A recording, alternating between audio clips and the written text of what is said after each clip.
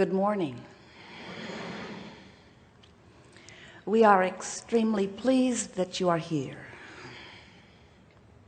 It is good to come together for the purpose of co-creating. Do you agree? Yes. You are knowing what you are wanting.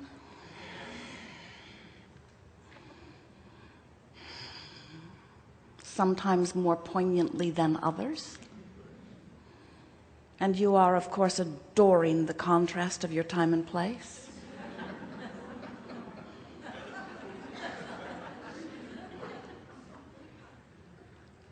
Perhaps we should not cue you up with sarcasm. Are you appreciating the contrast of your time and place?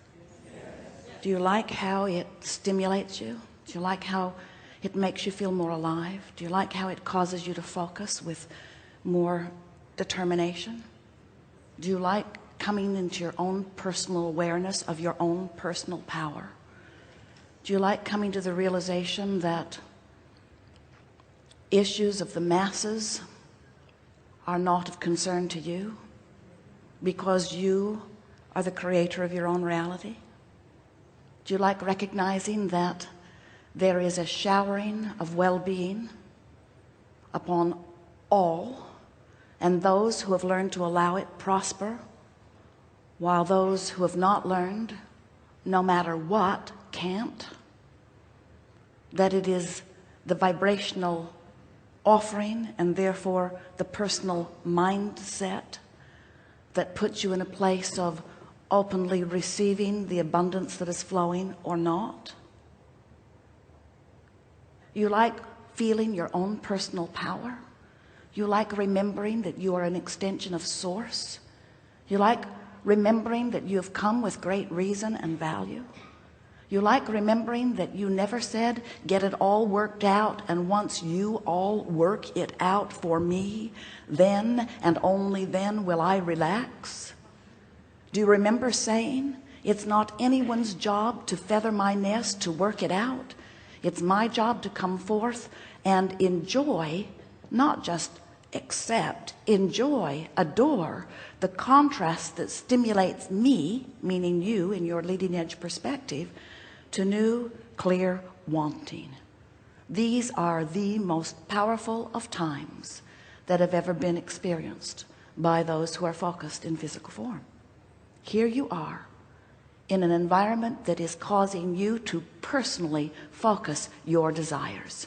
Harder and harder these days, these decades, these years, to be lackadaisical. Hard to be non-interested, non-involved. Life is drawing forth from you perspective, personal, valuable perspective.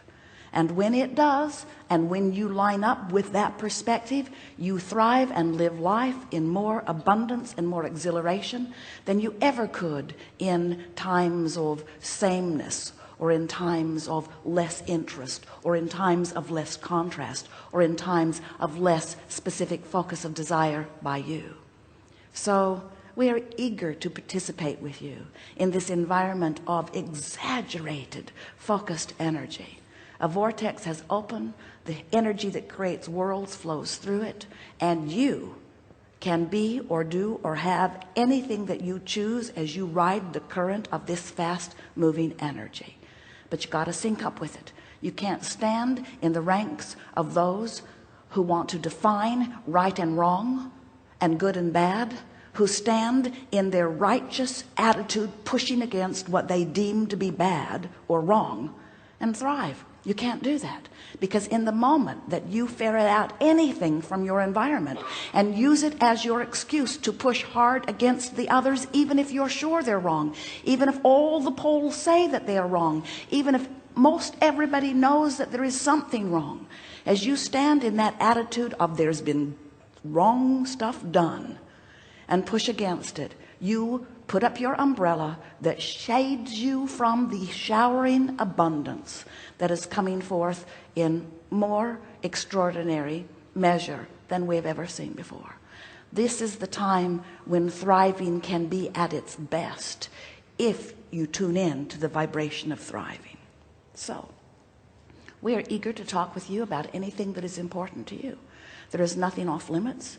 There is nothing that is out of order. There is nothing that is not politically correct.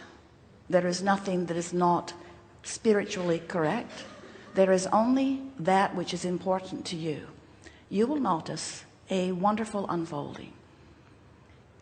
We want you to know that because all things that happen in what you call real life physical manifestation always occur first in terms of vibration, that this gathering is not different from that. This vibrational reality has occurred before you dragged your physical bodies here. Who you are, the combination of who you are, what you want to know, where you stand, how life is treating you, what you are allowing or not, all of it has been projected by your vibrational countenance and your intention to be here. And so there is a wonderful format that you have prepared in advance of your physical arrival. And together we will sort it out and bring to fruition this manifestation of this most remarkable understanding. So, what do you want to talk about? Some things. I want to ask you about my daughter. She came into this world 18 months ago, what we call special needs child. And special needs or special intentions? Well, that's what I've come to believe is, as you say, she chose this for herself. No one accidentally comes, and no one gets blindsided by what they come into, ever. So if they come, it is by choosing. That's why we say special interest. Well, she's definitely special. I mean, there's not a child more full of love, and the love that she's brought into our family has been unbelievable. Did she choose us, my wife and myself, to be her parents? Was Yes. that part of it? Yes. We want to say to you, and not to diminish the poignancy of that question and answer, because in every sense of the word, the answer to that is yes. You choose vibrationally when you are non-physical, and you always choose from your place of power and alignment. In other words, here in your physical format, you often choose by default. You give attention to unwanted things, often activate the vibration of the unwanted thing, often attract the unwanted thing, and thereby have chosen it. But from the non-physical perspective, there is no lack vibration. And so you can know that the choices that are made from the non-physical dimension in preparation for having this physical experience are always made from a place of empowerment and decision. So my second question is, we do a lot with her. We actually, the whole reason we're in Boston was to see a doctor here that we believe really saved her life. And as a parent, and especially a parent of such a special child, sometimes I wonder, are we doing too much? Are we somehow interfering with what she came to do? Well, when you think about it, now let's go back to the first question and answer before we can really answer this one. If she knew what she was coming into, and if she chose you, you got to know she knew who you are, and she knew who you'd be. Yeah. You're not surprising her. In other words, she knew that you would stand in your place where contrast would bring clarity forth from you. She knew that you are a deliberate creator and that you would not just accept something as it is, that you would do everything in your power to move things into a place that pleases you. In other words, when you say, did she choose? And we say yes, please do not think that that meant that what she chose from that perspective was as far as she ever wanted to go in her physical encounter. Are you hearing what we're getting at? In other words, that's like saying, oh, so from non-physical, we've got it all figured out, and we figure everything out in our physical experience. We figure out how will we be born, what our body will be like, who our parents will be. We've got it all figured out, and then we're born, and then we stop figuring it out.